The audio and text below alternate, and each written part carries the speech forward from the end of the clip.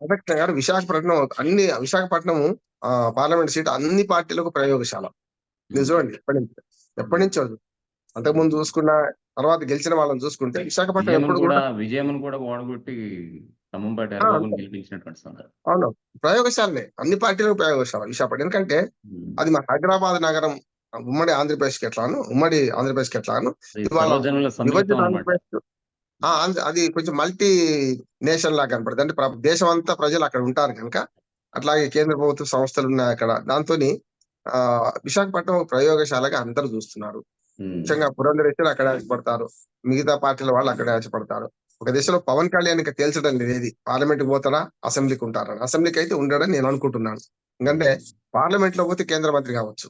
గతంలో తన అన్న చిరంజీవి గారు అదే చేశారు కదా, మొదలు పార్టీ పెట్టడం, పార్టీని మెరిజ్ చేసిన తర్వాత రాజ్యసభ సభ్యులు తీసుకోవడం, 6 నెలలు రాజ్యసభ సభ్యుడిగా ఉండడం.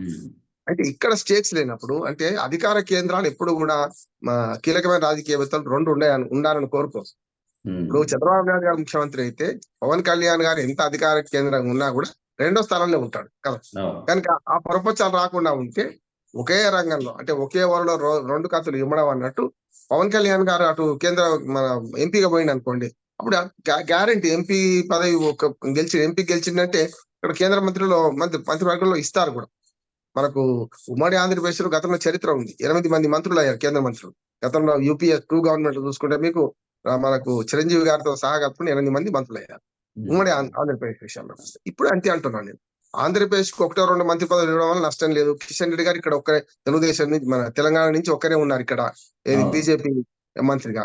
అంటే ఆ రకంగా చూసుకుంటే మనకు ఈ పవన్ కళ్యాణ్ స్టేక్స్ అంతా పైకి ఉంటాయని నేను అనుకుంటా. పార్లమెంట్ కు పోవడం, పార్లమెంట్ మెంబర్ గా ఎన్నిక కావడం, అక్కడ మంత్రి పదవి తీసుకోవడం. అప్పుడు ఈ రాష్ట్ర రాజకీయాల్లో తక్కువ పాత్ర ఉంటుంది, కానీ పెద్దన్న పాత్ర చంద్రబాబు నాయుడు గారు ఉంటే తమ్ముడు పాత్ర ఖచ్చితంగా ఈయన నెరవేర్చవచ్చు కదా సినిమాల్లో కూడా అలాగా అట్లా.